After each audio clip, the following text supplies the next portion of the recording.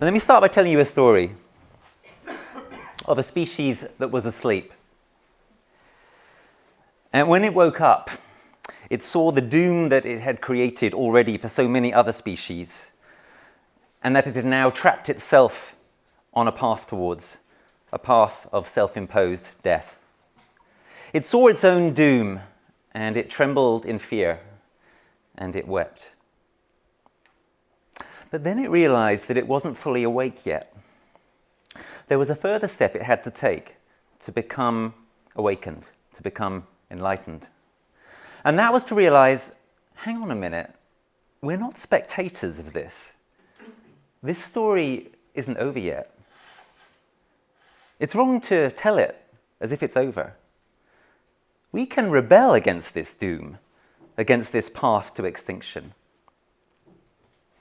If we see clearly what we've done, the state we're in, the path ahead, the doom that seems inevitable, well, that seeing is the beginning of the one and only way in which it might yet not be inevitable. Because we're not spectators, we are agents. We are potential agents of change, and we have no idea what we are capable of until we try. We can rebel against the very predictable results of our present path. If we dare to look the reality of what we've done to life on Earth and what we've done to our very climate in the face, then two things. Firstly, we can prepare for our possible doom. And if we're potentially going to fail to prevent that doom, as looks objectively probable, then we'd better get on with preparing to meet it. And secondly, we can prepare ourselves to seek to give our all to prevent it. This talk is about those two kinds of preparations, about adaptation to a possible coming fate, and about the heroic attempt to prevent that fate. This talk is about how it looks like we're doomed, but also about how it only looks like that only if we only look. If we picture ourselves as spectators. But if instead we step into our full power as agents of change, capable of extraordinary, beautiful, unprecedented, unknowable things, then objective assessment of probabilities suddenly all becomes moot. And instead it's about our freedom to create something new, something historic, something glorious, right in the teeth of the darkness of this time. But first, why think that a sober assessment of probabilities would lead us to conclude that we are doomed? Won't international action save us from climate catastrophe? No. Sorry, the answer is no. Let me spend a little while talking with you about why the Paris Climate Change Agreement will not save us. So the Paris Climate Change Agreement, a few years ago now, was an absolutely historic, unprecedented, extraordinary diplomatic achievement. Every country in the world had to agree for this climate agreement to be made, and they did. And what they agreed to was really about the most that you could expect the countries of the world all together to agree to. They agreed to work together to make changes to reduce our carbon emissions so that we don't destroy ourselves. Very good so far. But there are some problems, some very, very big problems, which I'm now going to briefly outline. So let's start with the fact that this was a few years ago. What have we had since then? Since then, we've had growing scientific evidence of how desperate our plight is, including, for example, the huge amount of heat that's trapped in the oceans, much huger than we realized, which is committing us to further dangerous climate change for a long time to come. We've seen our weather start to really spiral out of control just in those last few years since Paris, and that's part of what's waking a lot of people up to what's happening. And perhaps worst of all, we've seen absolutely incredibly at this moment in history, we've seen the election of Donald Trump in the USA and of Bolsonaro in Brazil, about the two worst leaders you could possibly imagine in about the two most important countries in the entire world for dealing with this awesome crisis. So things have got a lot worse since the Paris Agreement was signed, tragically, on balance. But it's worse than that, because even on its own terms, the Paris Agreement is profoundly inadequate to the situation that we're in. Firstly, the Paris Agreement basically aims to keep our global climate to within 2 degrees of overheat compared to pre-industrial levels. But most scientists think that isn't actually a safe level. That's why more recently they've been talking about 1.5 degrees, which is pretty much of an impossible target. So even what Paris is aiming for is not enough. The way that Paris intends us to get there is through voluntary contributions to that target by countries around the world. Voluntary contributions, bit of a worry there. And those contributions, you add them all up, and people have done this, and they add up to considerably less than is necessary to keep us within 2 degrees. They probably take us to somewhere around 3 degrees of global overheat. It doesn't end there, unfortunately. These are simply targets, these are aspirations made, as I say, voluntarily by the governments of the world. But you have to ask yourself this question: if those aspirations run up against other plans that those governments have, which is going to win? So one way of posing the question is to think of it like this. On the one hand, you've got the climate change minister saying, well, look, we signed up to these targets in Paris. And on the other hand, you've got the business minister and the chancellor of the exchequer saying, yeah, and this is what we need for economic growth and infrastructure development and so on.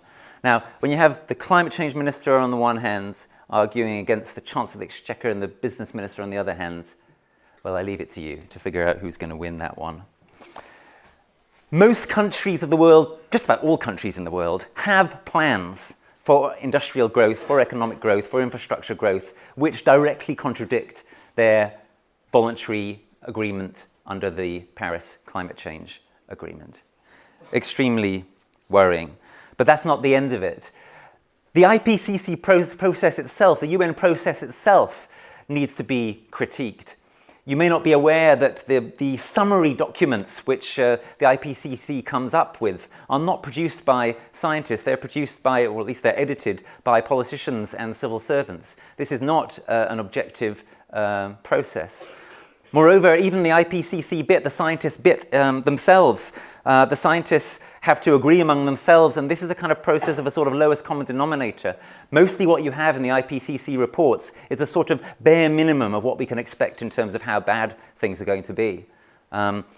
Leading edge predictions of how bad things could be rarely get in there, and it's those that we should be worried about now. Why is that? Well, another reason why the IPCC process itself is problematic is because it doesn't take proper account of feedbacks. In the recent 1.5 degree report, for example, there was virtually nothing about the fact that the Arctic ice cap, as you probably know, is melting. And this is meaning that there is less whiteness reflecting the sun's rays out back into space again. I mean, you're starting to get a vicious feedback there. As more of the sun's rays come in and hit dark sea, more of them get absorbed, and that increases the temperature further, and then more ice melts, and you see where that's going.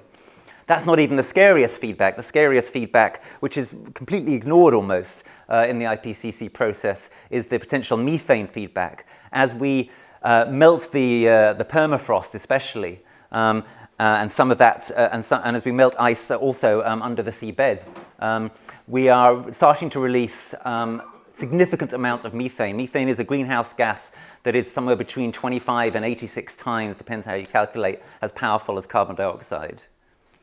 And some scientists are worried that once this methane effect starts really going, it will be uncontrollable and we'll have runaway climate change. You put all these points together, and what it suggests is that on the Paris trajectory, we're headed for something like 4 degrees, 5 degrees of global overheat, probably this century. That is incompatible with civilization as we know it. That is incompatible with an industrial growth-based society. And I haven't even mentioned possibly the worst thing of all, the really dirty secret about the Paris Agreement, which is to reach its targets later on this century, it presupposes that we will use the technologies of so-called climate engineering or geoengineering. the idea that we can engineer the climate of the whole planet, an extremely, how should we put it, bold ambition that our failures to date perhaps shouldn't encourage us to think is very likely to be well succeeded in. There are two problems with the technologies proposed for this bold ambition. The first is that they don't exist. And that's more or less a literal statement of fact. The only ones that do exist haven't been trialled at scale, and there's very little reason to believe that they would work at scale. Secondly, if they were used at scale, if they were trialled, well, it would be an extremely, extremely reckless thing to do. We're talking about things like putting mirrors in space. We're talking about things like attempting to suck vast amounts of carbon dioxide out of the atmosphere, or attempting to replicate natural cloud effects with artificial clouds that could radically alter our weather. These technologies, these techno-fixes, are incredibly dangerous and reckless. So the first problem with these technologies, which are presupposed by the Paris Agreement, is that they don't exist. And the second problem is that if they did exist, we almost certainly shouldn't use them. So what conclusion should one draw from this? Well, I already said it. If we stick to what's intended under the Paris Agreement, then during this century, and possibly during the next generation, this civilization will be finished. Industrial growth society will be over. We're talking about collapse. We're talking about the potential for a series of events which will make the Second World War look relatively minor. We're talking about multiple holocausts. There's no way to sugar this pill. This is not a drill. This is not an academic exercise. This is about whether we, and especially anyone younger than about 30 or 40 in this room, has a future. Industrial growth society is finished. It is doomed. Look at this incredible picture. This is California late last year. Comment is kind of superfluous, really. That is where we're headed, that and a lot worse. If we manage to go along with what is intended under the Paris Agreement, right? Never mind if we don't achieve it. You see what I'm saying? The best ambitions that our governments have for us mean that the societies that they run are finished. They are not going to be sustained. They are doomed. But does the fact that they are doomed have to mean that we are doomed? That is the question that we now must turn to. It seems to me that in this situation, there are three possibilities. There are three realistic possibilities for the form that the end of industrial growth society will take. It's going to happen. Which of these three scenarios will play out?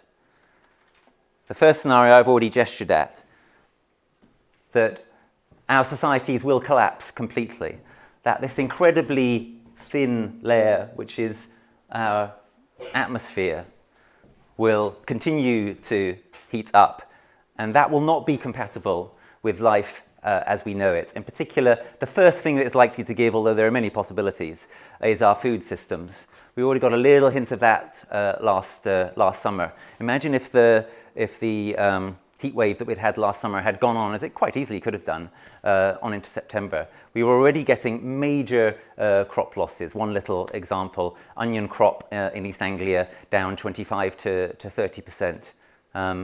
How many summers like that can the vast numbers that we have sustain? This is the first possibility, and I put it first because objectively it now looks like it's the most likely.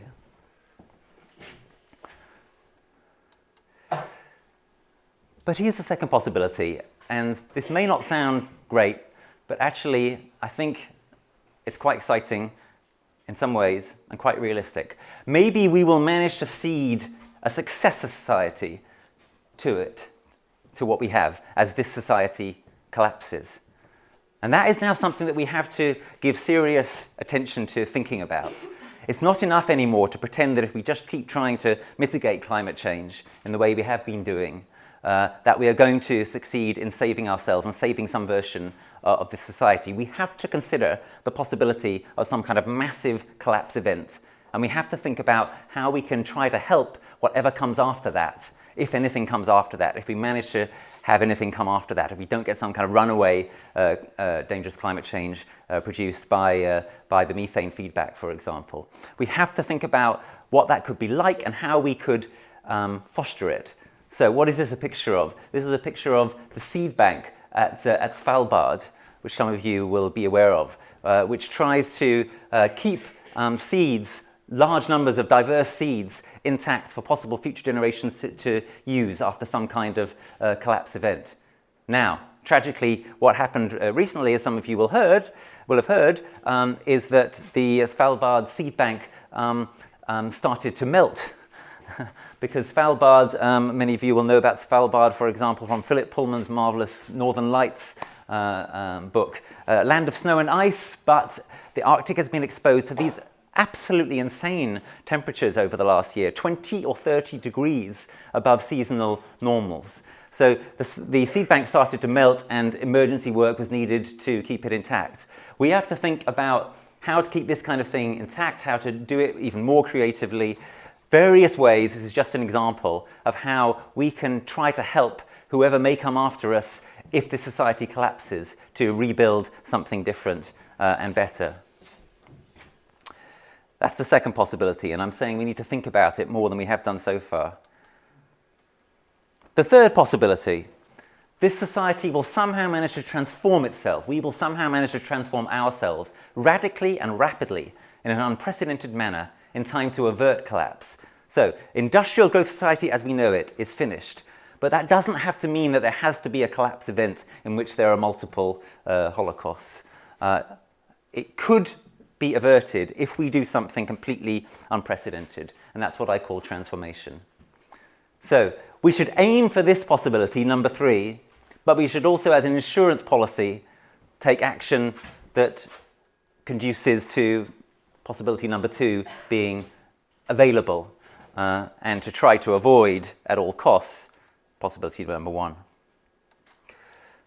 So, those 3 possibilities, which are we going to plump for? What is to be done? Given this situation, what is to be done? I'm going to suggest 7 things that we need to do in this unprecedented historic challenge that we now face. Firstly, there we go. Wake up, freak out. Hopefully you're already doing a bit of that. The very fact that you're here, and then the fact you've heard what I've said so far. And of course, it's not enough just for you as an individual to wake up. Try to get all your friends and family and workmates, teachers, whoever it might be, to wake up and to freak out as well. The more of us who do it together, the more of an impact there's going to be. This is not something which is easy to do. It's, by the way, it's not a kind of one-off event. It's very easy to think, well, yeah, I've woken up to this. I've acknowledged that this is the reality. And then to keep on sliding back into the assumption that we can just sort of go on with our lives most of the time in the same way that we do. If you're really going to do this, it's going to require a lot of thought, a lot of concentration, and then starting to think about which of your practices you want to change. You know, what things do you want to give up? What things do you want to, for example, maybe do now rather than later? Because there might not be a later in the way you've imagined.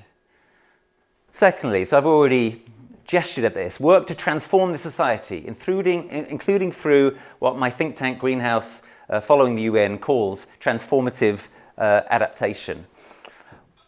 Why am I talking about transformative adaptation? What does that mean? Well, as I've already said, it is no longer enough for us to think, when we think about dangerous climate change, only about climate mitigation. That is no longer credible. We are now committed to dangerous climate change, which is going to get worse for a long time to come, whatever we do, even if we do the absolute best we can. Because as I gestured at a little while ago, there are time lags in the system. There is this vast amount of heat in the ocean. Methane lasts 20, 25 years in the atmosphere. Carbon dioxide lasts hundreds of years in the atmosphere. If we were to stop all emissions tomorrow, the climate situation would go on getting worse for a considerable time to come, right? It is not credible anymore to think, yes, we just have to solve this problem. We just have to stop producing so many emissions. No, we are going to have to adapt. And we're going to have to adapt in this way, which we call transformative, because the kind of shallow adaptation, the kind of mainstream adaptation, which is involved in doing things like just building higher dikes or seawalls, for example, to deal with flood risks, that isn't good enough. Why isn't that good enough? Firstly, it's not good enough because it's actually productive itself of greenhouse gas emissions, right? We have to think of ways of adapting which are simultaneously ways of mitigating if we're not going to make the situation worse and worse, yeah? We can't adapt in ways that are themselves fossil fuel heavy. And secondly, we have to be fleet-footed in our adaptation. We have to try to create a society which is going to be ready for continual change in our climate and difficult situations for a long time to come. We are in the early stages of a very long emergency. And to get through that emergency, we're going to have to adapt to the difficult changes that are coming, and we're going to have to do so transformatively, in a way that ultimately transforms our society into the kind of flourishing, very different society that we need. But that actually isn't enough. We also have to accept that this effort to transform society may well fail. Because as I started out by sketching, the situation is very grim, and we are facing massive forces of ignorance, massive forces of vested interests which are going to find it very difficult to adapt. We have to face the reality that we've left this all awfully late. We may well fail. We may well fail to transformatively adapt, let alone to mitigate adequately. Therefore, we also need what my friend and colleague Jem Bendell calls deep adaptation. What is deep adaptation? Adaptation that is deep is adaptation that accepts, at least hypothetically, that collapse is probable or highly probable, or some people, they think it's inevitable. So deep adaptation says, what if we do experience a collapse event? What then? So this is like the kind of thinking that I talked about a few minutes ago when I talked about we have to think about how to seed a successor civilization. So deep adaptation says things like, okay, if society does start to collapse, what kind of things will we need to do to stop that collapse from becoming self-fulfilling, from becoming worse and worse? So here's one very prominent example. Some people think that nuclear power is a way which we might be able to help ourselves solve the problem of greenhouse gas emissions and high fossil fuel use and growth in global temperatures. But when you look at the issue that we're facing from the perspective of thinking, we have to start to face up to the possibility that there may well be some kind of collapse event, nuclear power starts to look completely different, right? Because nuclear power produces waste that remains toxic for, well, hundreds of thousands of years, and highly toxic for hundreds of years. And it needs to be carefully guarded during that period. I don't just mean guarded against terrorists, although that's obviously one thing it needs to be guarded against. I mean you've got literally rods of spent fuel which are in pools, and these pools have to be kept there constantly. If the pool goes dry, then within about 12 to 24 hours, the spent fuel rods will catch fire. And if they catch fire and the fire is not put out, the fires will burn for decades or hundreds of years, spewing toxic waste into the atmosphere. So picture some kind of collapse event across Russia, say, where suddenly all the nuclear power stations are abandoned and they cease to have power going to them, they cease to be maintained. In very, very short order, you get not only meltdowns of cores of nuclear power stations, but just the waste that is left over starts to become an unbelievably potent and horrendous health hazard for ourselves and our non-human kin. This is the kind of thing that we need to be thinking about now if we seriously believe, as I've suggested we must, that collapse is objectively probable, or at least something which we need to very seriously consider. So we need to be thinking now about how to make these nuclear power stations safe, not, for God's sake, building more, and about how we can make nuclear waste relatively safe. That is a prime example of deep adaptation. Deep adaptation is sort of an ultimate insurance policy. It says, given that we now cannot rule out, at the very least, we cannot rule out that there may be some kind of major prolonged collapse event, partially or completely, We need to be taking steps now to try to put ourselves and whoever comes after us in the best possible position to survive that kind of event. So that's the third thing. Not just transformative adaptation, but deep adaptation. Fourthly, well, by this point in the talk, maybe you're upset. Maybe you're feeling angry. Maybe you're feeling grief. Maybe you're feeling terror. Well, whatever it is, feel it. And this is one of the very things which I think is very exciting about Extinction Rebellion, that it has gone against the mainstream in environmental thinking. For so long, people have been saying things like, oh, we've got to tell a positive story, we've got to remain optimistic, we've got to convince everybody that we can change everything for the better, and it's not going to be that difficult. And if we all just make a real effort and put in low-energy light bulbs, then basically everything's going to be fine. And even if it's not, we've got to pretend that it is. Because if you get people scared, they will turn off, they'll become apathetic. No, forget all of that. Now is the time for authenticity. Now is the time for telling the truth. Now is the time for being real about how bad this is. And using our feelings, right? And not just pretending that some kind of rational policy wonk fantasy is going to solve this, because it's not. So, feel your anger, feel your grief, whatever it is, feel your despair. Don't get stuck in it, but feel it, and then work through it. Feel your terror. And when you've done all that, then you're in the best position to do this. Rebel.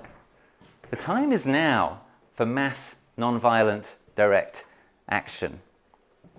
We've tried plenty of other stuff, and I'm not saying don't do that other stuff. Yeah, sure. Continue to write to your MP, continue to lobby, continue obviously to try to live lightly upon the earth yourselves. Rob mentioned that I'm in the Green Party. I think that ordinary political action continues to be very important. I personally would say to you, join the Green Party, vote Green, stand for election, whatever. That's all really, really good. It's all really, really necessary. We need everything. But don't be fooled into thinking that those things alone, those conventional things, are going to be enough. They're not going to be enough. We need an absolute step change. We need it rapidly, and we need it for a long time. And the best idea that we have is this. The best idea that we have is to say, the societies that are committing us to oblivion, the governments that are committing us to oblivion, the governments that are planning, when you look at the realities of the Paris Climate Change Accord, that are planning for the self-destruction of the societies which they've created and which we depend upon, these governments are no longer legitimate, right? How can a government be legitimate which is engaged in a sort of mass criminal conspiracy to not only destroy even more of the non-human life on Earth? We've destroyed half the non-human life on Earth during my lifetime. I mean, it's so unbelievable and so tragic. You can say it as many times as you like, and it's almost impossible to compute. So there's that, and then the fact that we are now putting ourselves on the endangered species list. How can such governments expect us to go along with their laws any longer? It is time, it is high time, it is past time for us to say no, and for us to be freed up from the assumptions of political business as usual by the awesome horror of the situation that we now find ourselves in. So, into this space, Extinction Rebellion have stepped, and thank goodness that we have. So here's an image from one of the bridges. That's Westminster Bridge. At the big day when we took the bridges, 6,000 of us, 6,000 people engaging in non-violent civil disobedience. This is pretty much unprecedented in British political history. Another of our actions, maybe some of you are in this picture, I was about there, and this was the day when we occupied the street outside Parliament and blocked the entrance to Parliament, and did a lot more besides. Very, very exciting, very, very empowering. People realizing, oh, right, we can, if there's enough of us, it's really hard for the police to deal with us and stop us, especially now that their numbers have been cut quite a lot. You know, I know we're not supposed to like austerity and cut some, but it sometimes has upsides. Here's the demands of Extinction Rebellion. In simple terms, demand number one is tell the truth, which is what I've been trying to do here and what we all need to do. The government should tell the truth. That's why also I was so passionate last year in trying to get the BBC to start telling the truth on climate and not featuring the absolute absurdities of climate change deniers any longer as balance. And the BBC have really changed their ways quite a lot over the last year. They're still way short of where they need to be, but they've gone quite a long way in the right direction. Let's keep pushing them in that direction. Anyway, demand number 1 says, get the government to tell the truth. Demand number 2 says, we want to reduce carbon emissions in the UK to net zero by 2025. Wow, that is a real target. That is a serious ambition. If the Paris Agreement were to say something like that, then it would have some credibility in terms of actually rising to the task that we face. It's absolutely eye-watering. How would something like that be done? You couldn't do something like that by just switching to electric cars or something. Reducing to zero by 2025 in a country like this, it means things like just shutting down a whole load of power stations. It means things like just melting down a whole load of cars and turning them into something else. Doesn't mean we have to go back to living in caves. You know, don't accept any rubbish like that if anyone says to you, oh, you want us to go live in caves and sit around a candle. It's so boring. They say the same thing over and over. It's always a cave and a candle. Doesn't mean that. We can still have plenty of renewable energy and so on and so forth, but it's going to mean big changes in our way of life. It's going to mean a lot of our existing infrastructure is just going to have to go. As I say, industrial growth society as we know it is at an end. The only question is it going to be ended by an enraged nature destroying it, or is it going to be ended by us voluntarily in an extraordinary action of rapid transformation? And the third demand is very interesting. The third demand says, conventional democracy has failed. What we need to do is have some kind of citizens' assembly or citizens' assemblies picked at random from the public, like juries are picked at random from the public, and then given some education and helpful support and so on. We need citizens' assemblies to be involved in making the decisions about how we go about doing all of this. We need to take it out of, to some extent at least, of the hands of professional politicians and professional civil servants and get the people involved. I think this is a very exciting and important part of what Extinction Rebellion is calling for. And Extinction Rebellion, as we've heard, is doing stuff locally as well. There's yours truly at the first non-violent direct action that we did here in Norwich, where we occupied this exhibition that the council had, where they were trying to tell people about this wonderful new road that they want to build. Spoiler alert, it's not wonderful. They want to build a road across this beautiful valley near here, the Wensum Valley, and basically destroy the peace and calm of it and destroy much of the wildlife, and of course create loads of new journeys, loads of new cars, at the exact time when we need to be massively reducing our carbon emissions. It's completely absurd, total lack of vision. So here's some of the people who are in this room tonight blocking this exhibition, and we achieved a pretty remarkable and really quite positive set of media coverages out of it. This is the very clever Norwich Extinction Rebellion symbol. One or two of you probably recognise what's being riffed on there.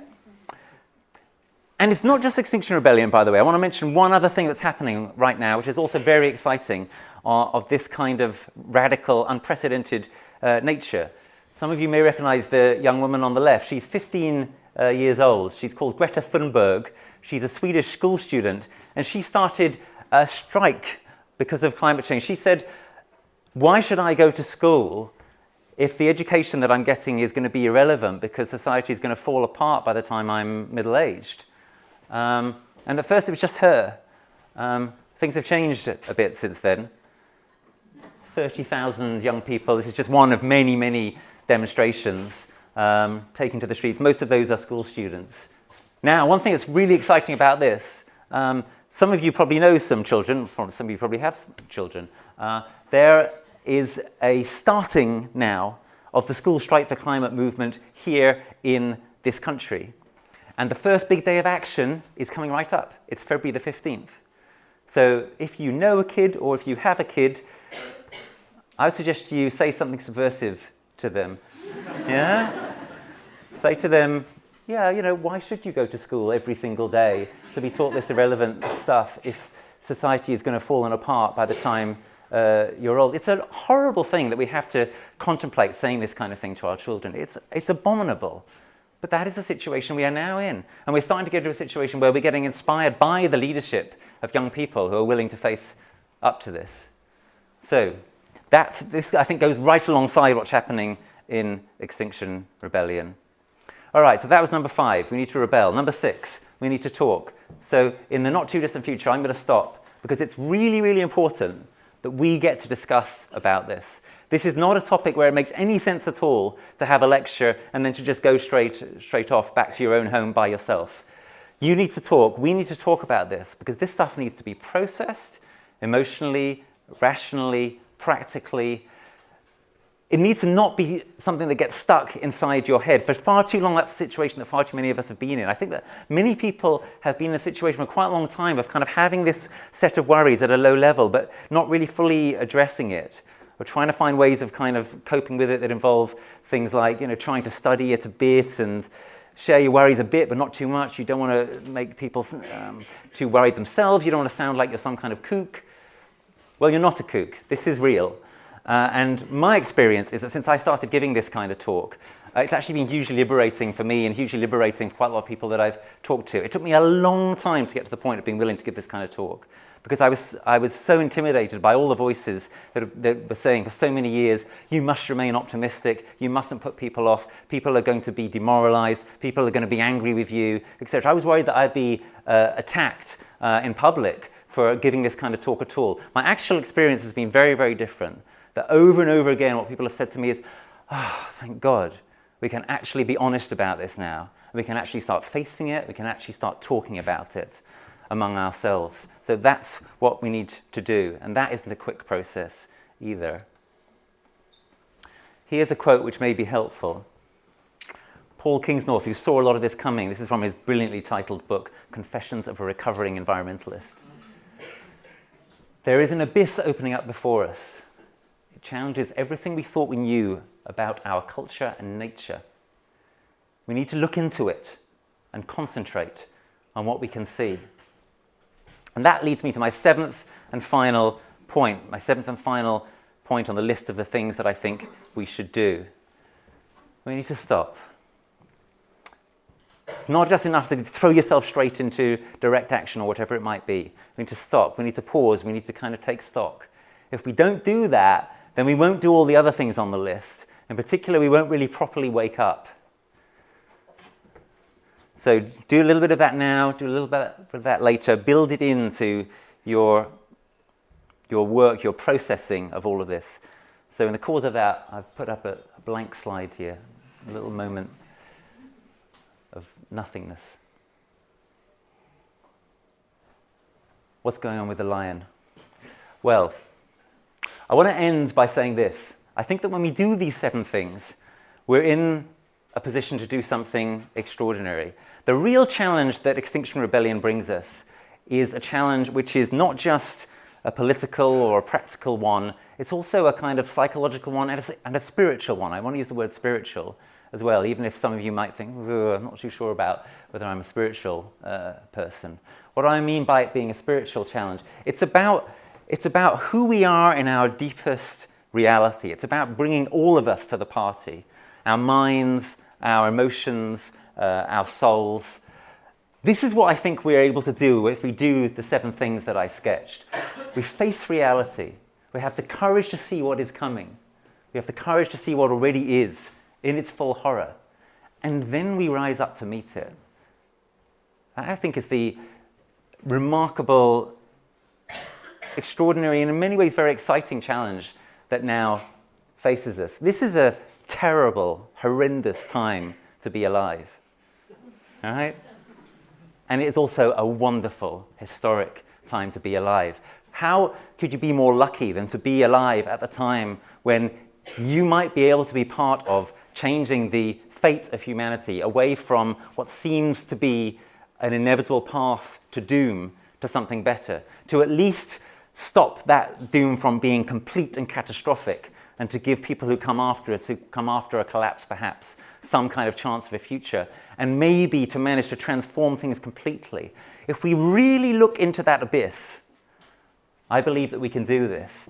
And in that case, what happens, I think, is that our ecological perception, our perception of how things are, of how bad things are, of being willing to look reality in the eye, our ecological perception, our spiritual and psychological awakening, our true waking up, and our socio-political uprising, which has at the center of it, I think, Extinction Rebellion. These are all aspects of the same thing. The arising consciousness that we are rises to meet what it faces that's wrong. And however bad things get, that is possible. However bad things get, it's possible to look at them and accept that that's how they are and be clear that they have to change. So, however bad things get, we can rise up to meet them and change them and overcome them. We can do this if we do it together. And if we do, they will hear our lions roar. They will hear it. Come to London on the 15th of April, Monday the 15th of April. Please put this date in your diary. If anything I'm saying is resonating with you, this is the most important day nationally. What we're hoping to do on this day is like what we did on the Day of the Bridges, but with 4, 5 times as many people. If that happens, there will be no precedent for it whatsoever in the entire history of this country. And what we intend for that to be is the beginning of our non-violent rebellion. This word rebellion, this is not just a joke or a metaphor. This is intended literally. This is intended to say what we want to do is put in process a chain of events which will non-violently, radically change the direction of this country. And then that will hopefully echo around the world and be replicated elsewhere in the world. Nothing less than that is what's going to be necessary if we are going to have any chance of the third option I sketched for you earlier, the option of transformation. So please, if you haven't already done so, plan on being in London all day on the 15th of April. You don't have to be willing to get arrested even. And if there are 30,000 of us there, believe you me, it will be absolutely impossible for them to arrest us all. Thank you very much. Thank you for your really intense attention, which I've been feeling. Here's a few things that you might want to record. And in particular, I want to draw attention to this, the book that will be out in a couple of months' time, our book, Facing Up to Climate Reality, which we think is going to be quite innovative because it's going to be doing, obviously, exactly the kind of thing I've been doing in this talk, but in detail, working through the kinds of sectors that we need to think about in order to actually do this. So there's a chapter on history, there's a chapter on the precautionary principle, a chapter on geoengineering, a chapter on despair, and so on. And that really is it. Thank you so much. We're ready to talk.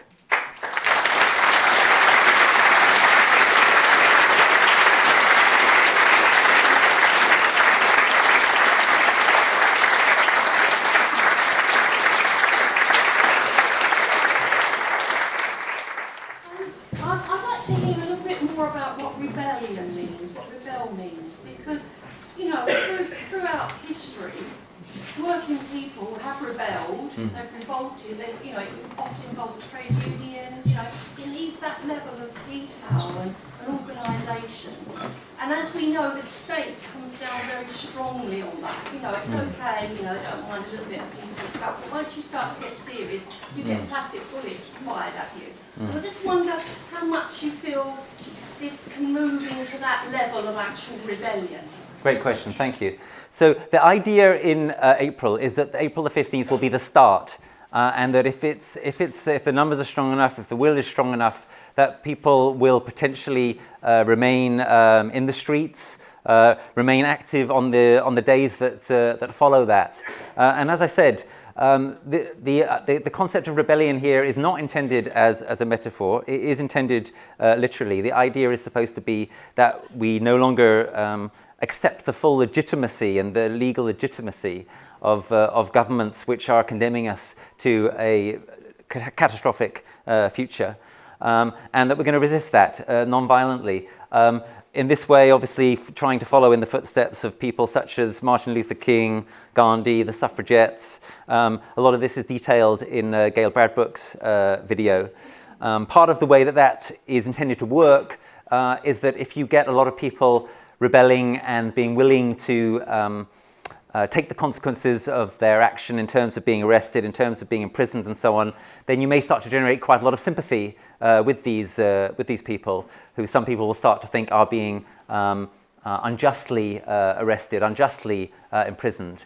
And then you try to build your level of sympathy and support in order to achieve the kind of very radical change we're talking about. You don't necessarily need everybody, which is a good thing. You don't necessarily need even a majority.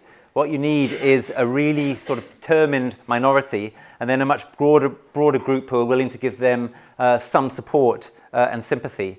I can't give you a detailed game plan, partly because there isn't one, partly because even if there is one, I'd have to kill you if I told it to you. But also, look, a lot of this is the way that Extinction Rebellion works is highly decentralized, actually. So the call for the big day in London, obviously that's something which is crucial and has to be coordinated nationally. But a lot of what Extinction Rebellion now is doing is working on a local level, and it's working in terms of people who are coming together in affinity groups like here at UEA to try to do something in common. So this action, you know, we dreamed this up. No one in the central Extinction Rebellion offices or whatever told us to. We decided to do it, and like I say, I think it could be pretty exciting and pretty radical. I hope that goes some way to answering your question. Yeah, thank you. Next, yes? To what extent is the problem the human population, and to what extent is the solution making it so we don't have as many people in future? And to follow on to that, what sort of the maximum or equilibrium point of human population with the changes being proposed? Yeah. Right, so this is obviously a controversial question, very interesting question. Different people have different views. I'll give you an outline of my view on it. My view is that it's clear in the first place that the central problem is not the human population. The central problem is the human population multiplied by the level at which we are living and the level at which we are consuming. Another way of putting that is to say that insofar as we have a population problem, the population problem is worse in countries like this one, not in countries like China, let alone places in Africa. The problem is worst, in other words, not where there are most people, but where there are most people who are living in a highly energy profligate, carbon profligate, ecologically profligate way. Having said that, I think it's obvious that the more people there are, the more you fragilize the situation, the more likely you are to have the kind of problems that we're having. And obviously, all over the world, wildlife is suffering because of human population and arguably human overpopulation. What is the actual human carrying capacity of the planet? That's much debated. My own view is that it's likely to be lower than our present population. What we need to try to do is to stop the population from growing too much and reduce the population, if possible, in ways which don't involve people dying horrible deaths. I mean, that's a very obvious point. That is now the challenge that we face. We know that there are some win-wins on this. There are making contraceptives more available. There are educating women in societies where women are oppressed into thinking that they have to have large families, and so on and so forth. But I want to also come back to the point where I started. Don't ever be fooled into thinking that population is the cause of the problem. The population only really has a devastating effect when it is multiplied by living at a kind of level which is not sustainable. Industrial growth society is the real heart of the trouble, in my opinion. How do you actually stop people wanting to consume? How do you stop people wanting to consume? Oh, wow. Yeah, another really easy one. So again, there's huge amounts to say about that, and there are other people in the room who I know have views on it. I'm going to call on you in a moment, Teresa. My own view is that part of the way that you stop people wanting to consume or wanting to overconsume is you give them other stuff to want and to care about, which is more meaningful. And actually, I want to take that directly back to what we've been talking about, right? I think that if we could encourage more of us to be spending more of our time thinking about, right, how are we going to enable our children to have a future, right? How are we going to enable ourselves to have a future? What should we be doing in that cause? Well, among the things we should be doing in that cause are not over-consuming and throwing ourselves into activism with Extinction Rebellion and so on and so forth. You give people a kind of different focus and a different purpose, everything starts to flow from that. Teresa, what would you add? You've written a book about this. Yes, my book's called Happier People, Healthier Planet, How Putting Wellbeing First, which helps sustain life on Earth. And my contention is that we're destroying the natural world by overconsumption, and pursuing consumption, but the whole economy is based on more and more consumption. So people come under more and more pressure to consume in all sorts of different ways, and advertisers know our weaknesses, our weak points, and play on them. But in fact, well-being isn't served by overconsumption. Well-being is served by all sorts of what I would call non-material assets. So first and foremost, good relationships, but also creativity, a sense of meaning, contact with the natural world, a sense of community. And we need, as individuals and as a society, to invest in these assets. Yep. And then it'll turn our attention away from the quick hit of consumption, because in fact, looking outside ourselves and being active in the world, looking right inside ourselves, being creative, actually is far more fulfilling and satisfying. And we need to refocus our society on these things. Yeah, and the great thing is that those kinds of things, like building community, focusing on relationships, etc., they are modelled by the kind of activism that we need now, such as in Extinction Rebellion, and the kind of transformed society that we need to avoid having a collapse. Again, is going to have that kind of character anyway. So there is a potential sort of win-win-win here, if we can only see our way towards it. One of the crucial ways, as Teresa has said, in which we can undermine the seemingly unstoppable momentum of the consume message is to enable people to understand this is not making people happy. You know, there is a huge mental health crisis gripping societies like this one. And believe you me, you ain't seen nothing yet in terms of a mental health crisis. You know, when people, probably a lot of people in this room are suffering around thinking about the extinctions we're inflicting on other animals, thinking in fear about their own future. Some of us have suffered mental ill health as a result of that. Well, we're just a kind of leading edge of something much, much bigger there in that regard. But we could start to turn that around if we start to reforge community, reforge our purpose, rebuild in a more local way our society, which has been so atomized and so torn apart by marketing, by capitalism, by growth. So I think there is actually quite a lot of hope in response to your very important question. Thank you. More questions? Right at the back.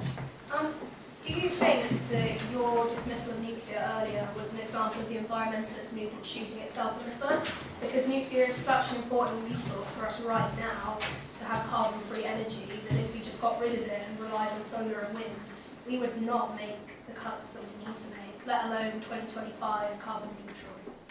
So what's your answer to my set of remarks about nuclear? That it is utterly irresponsible to be creating more nuclear power at a time when we cannot guarantee, as we need to guarantee that all of that waste and all of those power plants remain safe for the next few centuries. Nearly all of those power plants are located on coastlines.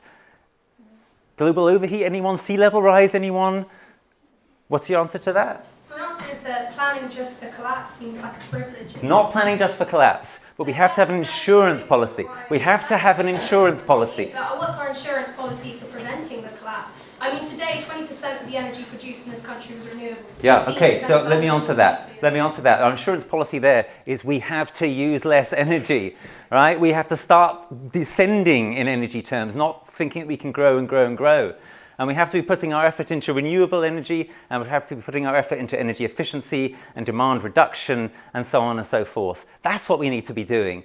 It is profoundly irresponsible, I believe. I don't think, you say, do I think we're shooting ourselves in the foot? I think it would be we'd be shooting ourselves in the head if we carried on building more nuclear at this point in history. We have to start taking seriously the possibility of collapse. You cannot guarantee to me that that possibility is not going to occur, because I've given you ample reason to believe that unless we do something incredible, it is going to occur.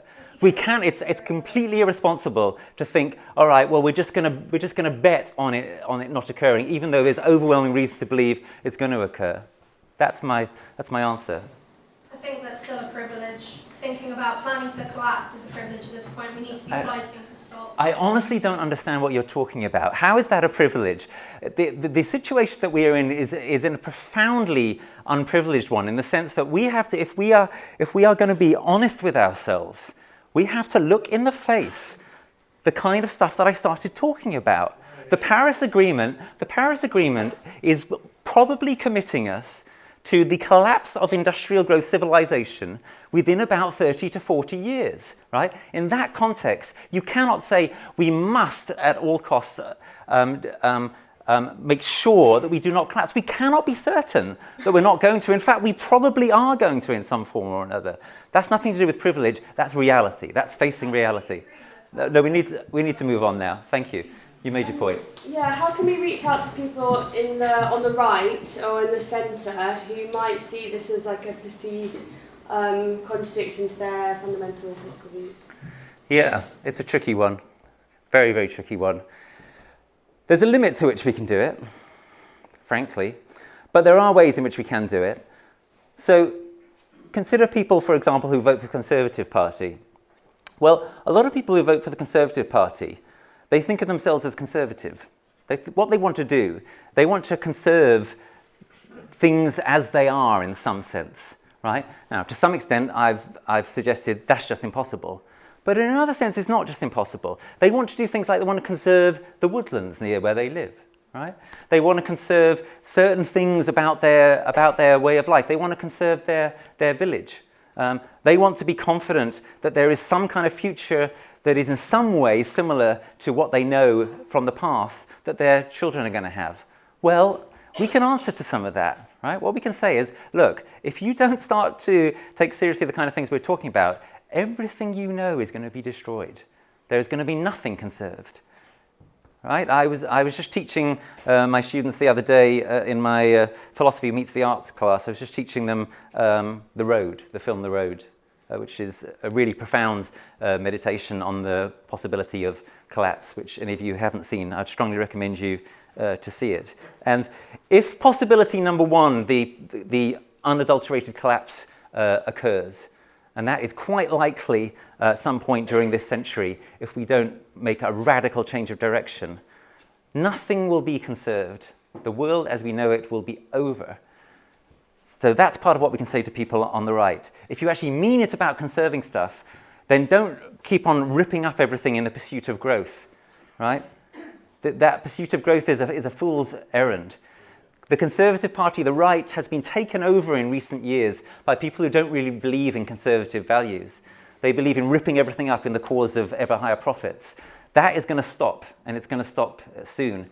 Like I say, it'll either be stopped by nature or it'll be stopped voluntarily by us.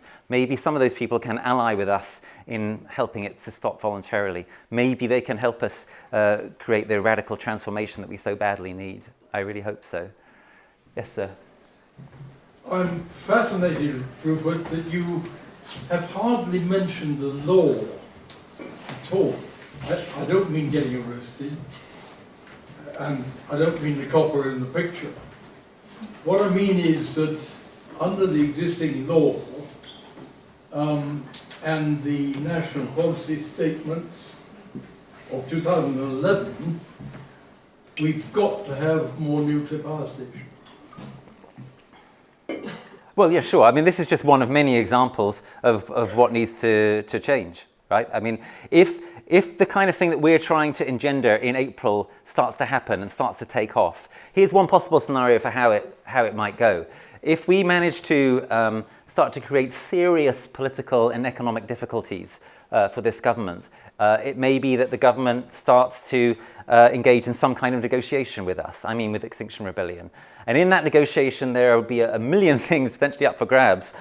Excuse me, one of them would be the kind of thing you've just mentioned. There are numerous laws, right, which force us to do things that point in the wrong direction. There are numerous laws that in that sense need to be changed or ignored or whatever it is.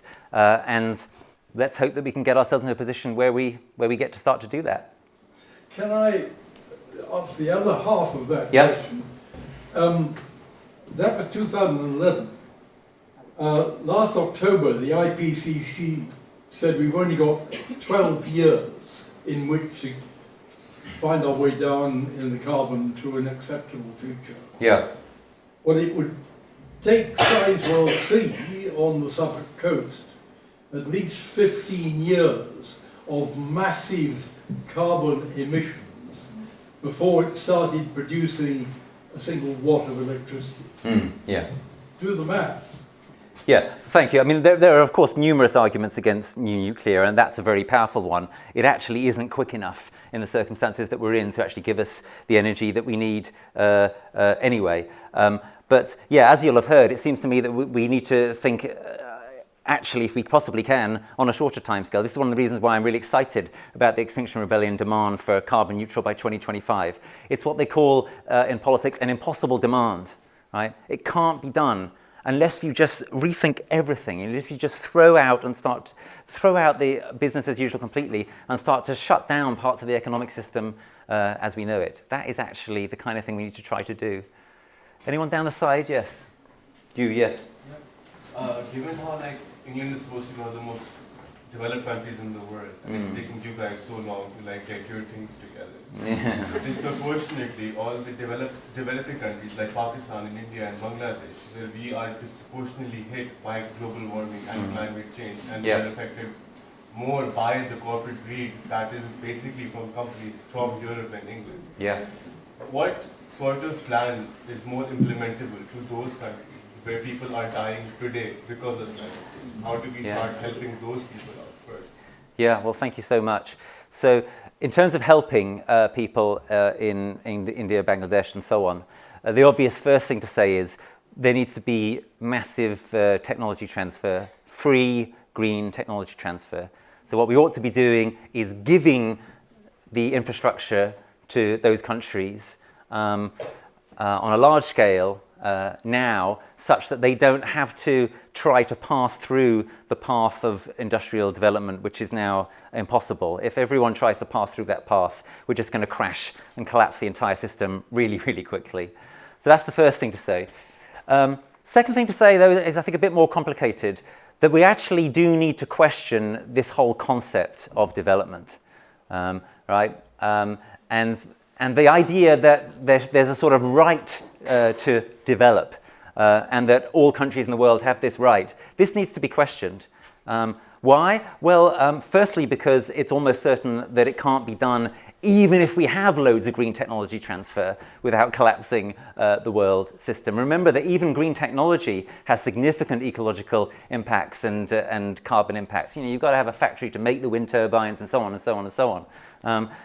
And secondly, because this concept of development, you know, this is one of the things which is really useful to have a very strong School of Development Studies at UEA for, to understand. This concept of development is itself profoundly dubious. It was essentially invented by President Truman and other Westerners to justify the export of the industrial growth model worldwide. That is the true history of development. It's not something which has been demanded by people in the global South. It's something that people in the global North try to impose upon people in the global South and say, this is what you want, and we can help you have it, and we'll profit by doing so. So part of what I think we need to do is we actually need to try to find ways of dialoguing with the global South in ways that, for example, involve the huge peasant communities and peasant movements in the global South. La Via Campesina, the largest organization on earth of peasants who basically say, we're happy being peasants, and we don't want you to impose your industrial agribusiness model upon us. And the world's remaining indigenous peoples, there's so much to learn from those peoples. And many of those peoples do not want to be developed, even in a good way. They want the right to remain in something like the way that they are, and something like the harmony with nature that they are. So there's a controversial claim, but I think it's inevitable if we're going to be serious about addressing the problem. Final point I'd make on this really, really crucial question is that you alluded to the fact that, of course, we've been doing this carbon pollution and so on for a long, long time. And of course, you're absolutely right. And that's why it's absolutely crucial for us, especially us in Britain. You know, it really did start here, to take leadership on this issue. We need to say to the world, we are prepared to turn back from what we've done, from the terrible mistakes we've made. We are prepared to try to go carbon zero by 2025. Now, that's a very powerful way of saying we're giving up the supposed legacy and promise of industrialism. And we need to also say to the world, we're not all we're cracked up to be. You know, you look up to us or you look up to America. Actually, we're not that great. We're living in a completely unsustainable way, and it doesn't even make us happy. To come back to the earlier question, yeah? It makes most of us, a lot of the time, pretty miserable, and that is almost certainly going to get worse for a long time to come. So if people around the world think, oh, I would really love to live in a country like Britain, it's so brilliant, the answer is, no, it's not. And we need to be better at telling that story, at telling the story of how we're not all that we're cracked up to be. Yes? Yeah, hi. One of my many worries about this is that climate is highly unpredictable, it seems, and that we could be very surprised quite rapidly. And it is happening in an environment where we are having to deal with the chaos of leaving the security of Europe, and we have individuals circling round us, such as Putin, and on the other side of the Atlantic we have the uncertainty of Trump, and parts of Europe are becoming increasingly right-wing, and unless we have a powerful Extinction Rebellion political organisation that can prevent a vacuum being formed, which is then going to be fulfilled by right-wing, fascistic kind of government. This is a real worry that's kind of circling around within me, and I imagine within other people, and I wonder if you can give us some comments on that. Yeah, good worry to have. No easy answers. Just to start where you started, I don't think we should assume it's inevitable that we're going to leave the EU. I don't think it is inevitable. I think no one knows what's going to happen. It's entirely possible we could remain in.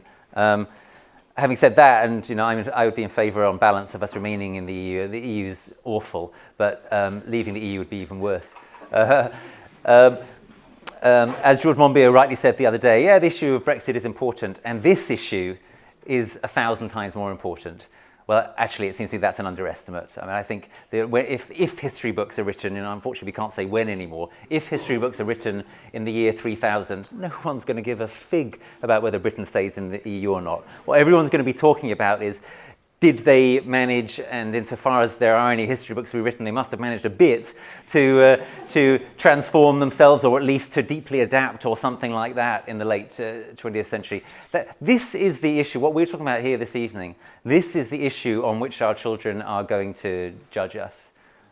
This is the issue on which we will stand or fall. This is the issue on which if we'll be able to either look ourselves in the mirror when we're about to die, or we won't be able to look ourselves in the mirror. So part of what I think we need to do is we need to try to respond to the very difficult situation that you paint by means of trying to inspire people around this issue. And as you imply, if Extinction Rebellion becomes a really massive thing, and if this country is the leading edge of it, and if it really starts to internationalize as it's starting to do, and we give people something to believe in, and we build a kind of powerful kind of alternative kind of center of gravity to the nonsense and rubbish around Trump and Putin, for that matter, and so on and so forth. You know, that's the kind of way it seems to me that we can actually have hope in this incredibly difficult situation. So thanks, great question. Yeah. I was going to ask, you mentioned when I asked about population wanting to avoid horrible deaths, and you also talked about not necessarily assuming that there are people out there who are pre-industrial who want to be industrialized, which I think raises the question, how many people living now are alive because of a level of industrialization? For example, they're dependent on medicine that is not possible outside this model. I'd also say the assumption that pre-industrialized people are in harmony with nature seems to ignore the fact that there are a lot of deaths there from things that are treatable at an industrial level. I don't see how it ignores that at all. So it doesn't ignore it, does it? It accepts it. But look, your question is a very interesting one, and I think there's two things to say about it. The first thing is, yeah, absolutely. There are people who are alive in this room because of industrial growth society who would otherwise be dead. Now, what you have to then ask yourself the question is, does that fact make it legitimate for us to seek to perpetuate this society? Because it seems to me just obvious that it doesn't, right? Because if we try to perpetuate the society as it is, we will not succeed, and all we will end up doing is creating an even worse crash and collapse than we would otherwise have. And then no one's going to have those benefits. So, let's try to kind of come out of the mindset of assuming that in some way or another we are going to be able to perpetuate what we have. We are not. So the more realistic question is, what are the things that we have are we going to be able to hang on to? So I would like it to be the case, for example, that we're able to hang on to most of modern medicine. I'd very much like that, and maybe we can. Let's prioritize that. Let's prioritize that over all the fripperies and nonsense that we spend money on and invest resources in at the moment. I would like us to be able to keep the internet going so that we can communicate around the world by means of it and so on and so forth. The world in the future will be much more localized. But it would be wonderful if we could continue to communicate with each other around the world. Maybe we can prioritize that. But we're really going to have to make some hard choices. We're not going to be able to have everything, right? The fantasy of being able to have everything and being able to have more of everything forever, that is exactly what is destroying us. That is exactly what is destroying us. Finally, on the point about indigenous peoples living in harmony with nature, I don't want to over-romanticize.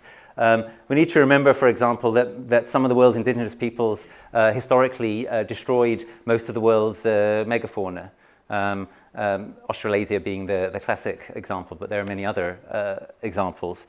How do we square that fact with the fact that it seems that many indigenous peoples who survived today are living in relative harmony with nature? Well, it seems to me that the clue is in the word survive, right? The indigenous peoples who destroyed the megafauna, they either learned from their mistakes and learned to live more harmoniously with nature, or they didn't survive. The question we have to face now is, are we willing to learn from what they learned ahead of time, ahead of collapsing our future? And I pray that we are.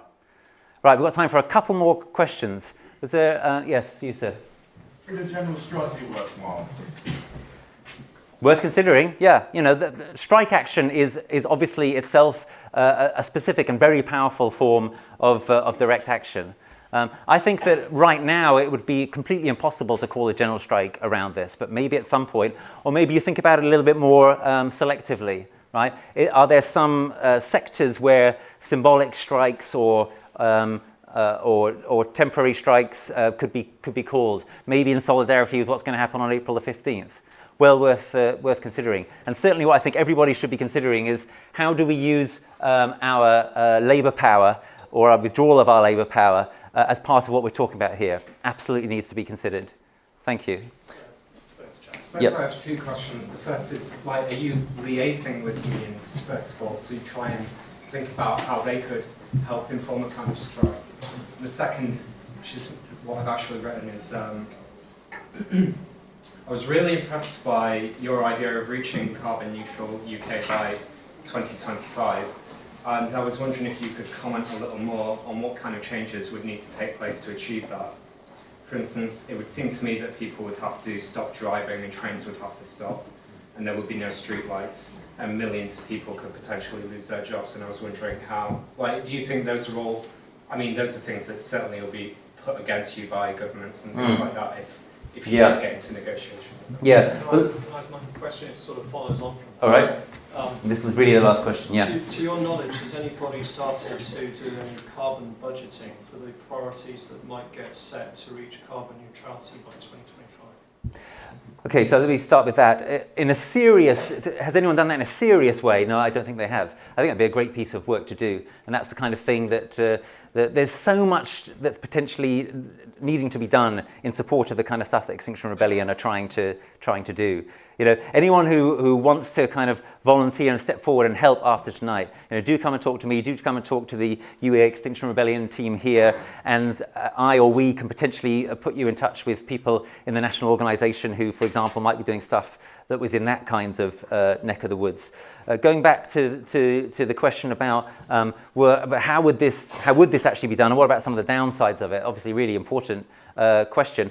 Yeah, look, I think if you're going to achieve carbon neutrality by 2025, there's certainly a likelihood you're going to potentially throw millions of people out of work. So how do you deal with that? Well, here's one obvious possible solution. You share the work. We live in one of the most overworked countries in the world. We have huge numbers of people, millions of people, who suffer from systematic stress due to overwork. And then we have millions of people who are unemployed.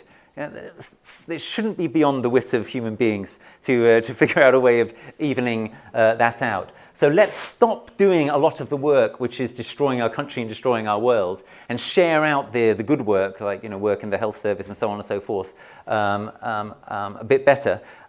Would we have to shut down trains? No, I don't think, not necessarily. So part of what being net carbon neutral will involve, for example, obviously, is relying a lot more on renewable energy. So in as much as you can run a pretty decent train service in parts of Europe, which is partly powered by renewable energy, we could do more of that here. But we're going to have to make some really hard choices. Yeah, we're going to have to stop doing a lot of motor travel as we know it. Do you remember the old Second World War poster?